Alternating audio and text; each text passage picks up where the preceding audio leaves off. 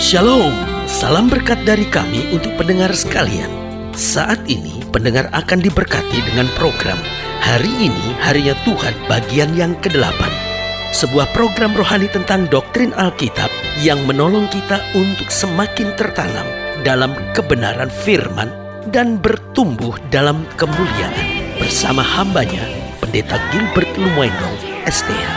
Banyak orang merasa doktrin Alkitab sebagai sesuatu yang membingungkan. Tetapi tahukah saudara bahwa doktrin Alkitab intinya adalah memahami Alkitab dengan benar, dengan pemahaman yang sistematis, sehingga kita terus dapat tertanam di dalam kebenaran firman, sehingga kita terus bertumbuh di dalam kemuliaan Allah. Buka hati saudara sekalian untuk menerima berkat-berkat firman-Nya hari ini. Saya dalam keadaan lelah, saya dalam keadaan capek. Ini kesenangan saya. Dan saudaraku yang kasih dalam Tuhan, apa yang terjadi? Kebersamaan adalah kata yang hilang di dunia hari-hari ini. Kalau kita lihat pemandangan 20-30 tahun yang lalu, antara orang tua, anak bersama-sama duduk satu meja, orang tua dan anak menyaksikan tayangan, orang tua dan anak bersama-sama dalam satu kegiatan adalah hal yang normal, hal yang sangat biasa. Tetapi kalau kita pelajari hari-hari ini ketika dunia bertambah sibuk, anak-anak sekolah sibuk dengan ekstrakurikulernya, ibu-ibu sibuk dengan kegiatan-kegiatan kewanitaannya, sementara tugas tanggung jawab seorang pria semakin hari semakin berat. Belum lagi pilihan-pilihan hiburan semakin banyak. Kebersamaan telah menjadi sesuatu yang langka. Kebersamaan telah menjadi keegoisan. Masing-masing berpikir tentang ini tugas saya. Saya dalam keadaan lelah, saya dalam keadaan capek. Ini kesenangan saya. Dan saudaraku yang kasih dalam Tuhan, apa yang terjadi? Kebersamaan telah menjadi sesuatu yang sangat langka. Tetapi saya percaya kebersamaan adalah sesuatu yang perlu dibangun kembali. Karena dalam kebersamaanlah kita bisa lihat banyak. Dan saudaraku yang kasih dalam Tuhan, ini bukan hanya melanda keluarga, tetapi kalau kita lihat dan kita perhatikan, dunia hari-hari ini semakin dunia yang egois, dunia yang memikirkan kepentingannya sendiri. Kadangkala pemandangan di bis umum adalah seorang ibu dirampok oleh seorang pria dan tidak ada orang yang peduli satu bus itu. Masing-masing berpikir, untung bukan saya. Masing-masing berpikir, aduh saya gak mau buat apa-apalah, komplotannya banyak. Nanti bagaimana kalau terjadi sesuatu dengan kami? Sudahlah, ibu itu menjadi korbannya cukup satu, gak usah sampai korban lebih banyak berjatuhan.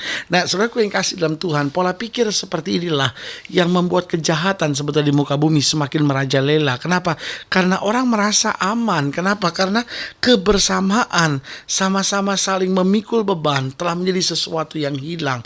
Tetapi saya percaya orang-orang yang dekat dengan Tuhan adalah orang-orang yang tidak hidup dengan egois, orang-orang yang berpikir untuk kebersamaan, karena kita percaya Kristus datang untuk kebersamaan kita, karena kita dibangkitkan, kita dibangunkan untuk bersama memuliakan namanya. Haleluya.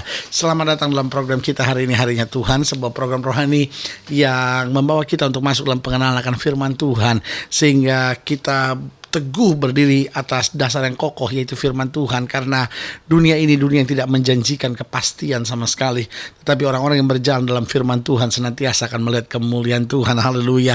Dan program ini kita sedang bicara tentang kebersamaan. Nah, saudaraku yang kasih dalam Tuhan, dari awal tadi sudah saya singgung bahwa kebersamaan telah menjadi sesuatu yang langka hari-hari ini. Kebersamaan dalam keluarga, kebersamaan di dalam kehidupan keseharian orang, juga kebersamaan di dalam tugas-tugas pelayanan. Karena dunia ini telah menjadi dunia yang individualistik, masing-masing mulai berpikir untuk dirinya sendiri. Makanya sudah perhatikan, jarang sekali kita lihat bahwa di sebuah rumah di kalangan menengah hanya ada sebuah televisi.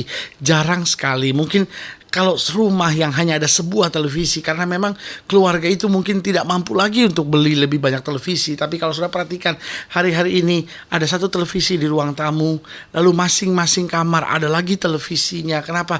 Karena masing-masing berpikir, saya mau nonton ini, saya tidak mau terganggu oleh suami saya mau nonton ini, saya tidak mau terganggu oleh anak-anak saya. Sementara anak-anak berpikir juga, saya mau main Nintendo, saya mau main PlayStation, atau saya mau nonton ini, saya tidak mau terganggu dengan mama dan papa. Akhirnya dunia ini memikirkan individunya masing-masing. Saudara bisa bayangkan, jika semua orang berpikir seperti ini, dunia ini akan menjadi neraka yang menakutkan, saudara-saudara.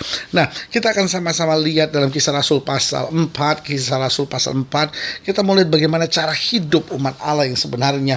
Kisah Rasul pasal 4 ayat 32, Kisah Rasul pasal 4 ayat yang ke-32 sampai ayat yang ke-37, demikian firman Tuhan. Adapun kumpulan orang yang telah percaya itu, kata Alkitab, mereka sehati dan sejiwa, dan tidak seorang pun yang berkata bahwa sesuatu dari kepunyaannya adalah miliknya sendiri, tetapi segala sesuatu adalah, dengar baik, kepunyaan mereka bersama. Dan dengan kuasa yang besar, rasul-rasul memberi kesaksian tentang kebangkitan Tuhan Yesus. Nah, saudara lihat ya, justru karena cara hidupnya seperti itu, ayat yang ke-33 berkata, dengan kuasa yang besar, hidup mereka menjadi hidup yang berpengaruh, hidup mereka hidup yang menyatakan kuasa Allah. Kenapa? Karena ciri kehidupan kebersamaannya itu. Lalu dikatakan apa? Dan mereka semua hidup dalam kasih karunia yang melimpah-limpah. Kasih karunia melimpah-limpah. Kenapa? Karena cara hidupnya luar biasa itu. Sebab tidak ada seorang pun yang berkekurangan di antara mereka. Karena semua orang yang mempunyai tanah atau rumah menjual kepunyaannya itu. Dan hasil penjualan itu mereka bawa dan mereka letakkan di depan kaki rasul-rasul. Lalu dibagi-bagikan kepada setiap orang sesuai dengan keperluannya. Demikian pula dengan Yusuf yang oleh rasul-rasul disebut Barnabas, artinya anak penghiburan, seorang Lewi dari Siprus. Ia menjual ladang miliknya, lalu membawa uang itu dan meletakkannya di depan kaki rasul-rasul. Nah, saudara yang kasih dalam Tuhan, dunia ini telah menjadi dunia yang individualistik. Orang-orang hanya memikirkan dirinya sendiri. Tetapi orang percaya di sini ditantang untuk harus hidup dalam kebersamaan. Karena orang percaya dipanggil oleh karena anugerah.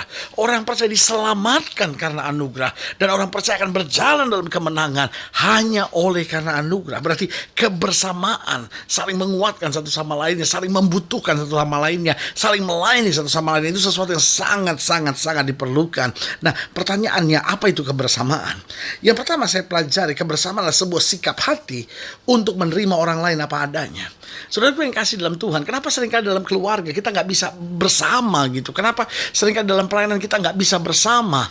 Kadang-kadang perbedaan nama gereja, kadang-kadang perbedaan denominasi gereja membuat yang satu menyikut yang lain hanya dengan berpikir bahwa ajaran kami yang lebih baik, kami punya teologi yang lebih tua, kami punya konsep-konsep teori-teori yang menurut kami jauh lebih alkitabiah daripada pandangan-pandangan yang lain. Nah, saudara yang kasih dalam Tuhan, ini yang saya sebut, akhirnya kita nggak bisa menerima orang lain apa adanya. Kita harus membuat orang lain persis seperti apa yang kita mau, persis seperti apa yang kita harapkan. Suami-suami sedang berusaha bagaimana membuat istrinya persis seperti yang dia harapkan. Istri-istri sedang berusaha bagaimana membuat suaminya persis seperti apa yang dia harapkan. Sehingga apa yang terjadi? Kebersamaan semakin menjadi tawar dalam keluarga. Orang tua sedang memaksa anaknya untuk mengerjakan persis seperti apa yang mereka harapkan.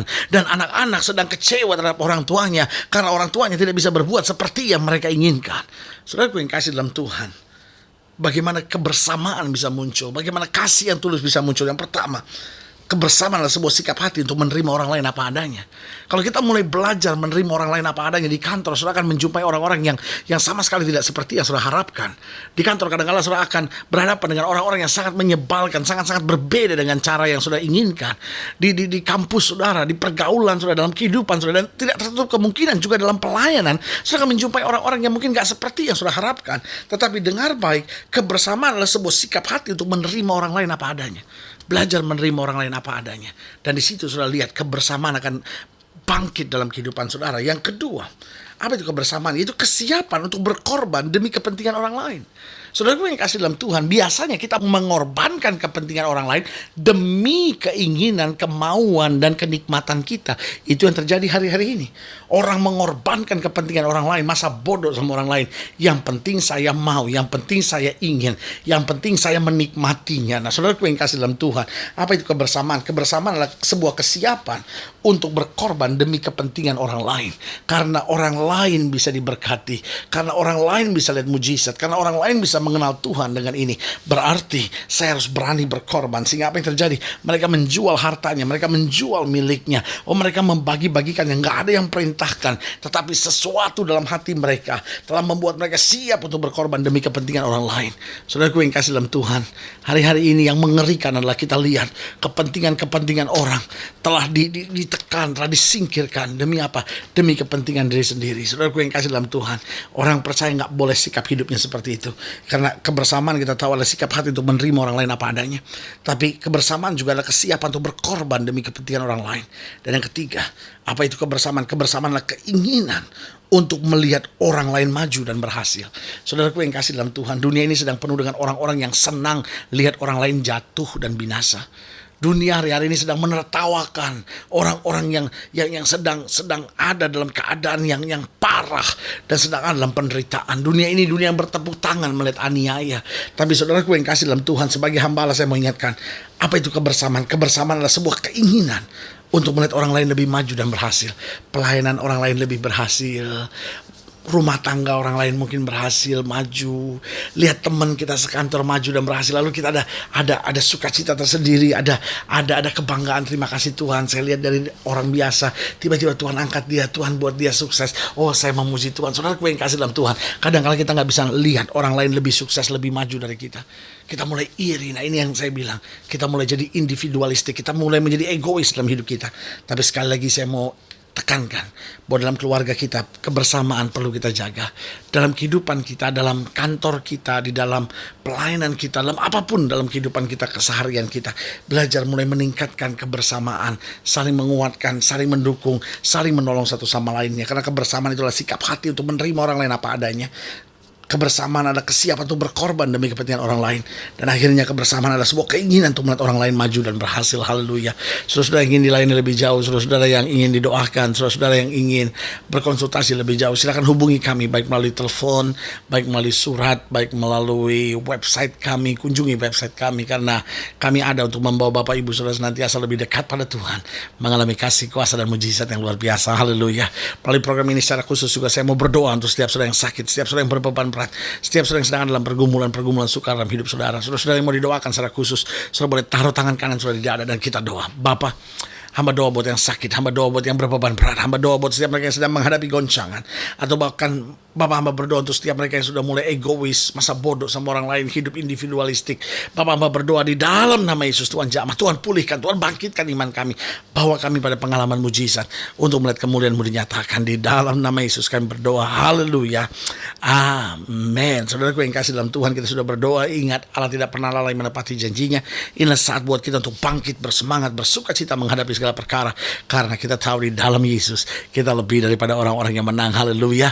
Doa saya menyertai saudara. Sampai berjumpa pada program berikut, dan jangan lupa jadikan hari ini harinya Tuhan.